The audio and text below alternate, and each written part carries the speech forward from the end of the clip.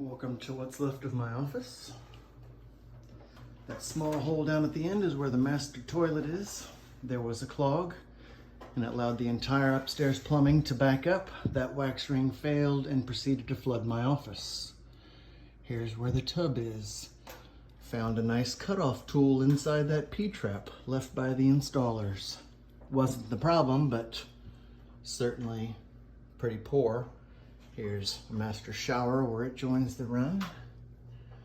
My kids' bathroom where it joins. And the other master sink. And the part with the orange level on it is where it starts to go downstairs through the wall. Well, unfortunately, that part flows uphill and is surely why all of this happened in the first place. And well, kind of want my office fixed as well as that plumbing fixed so this doesn't happen again. Carpet was ruined.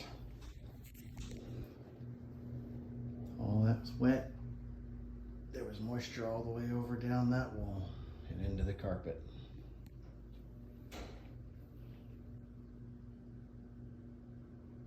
All because of a lack of slope.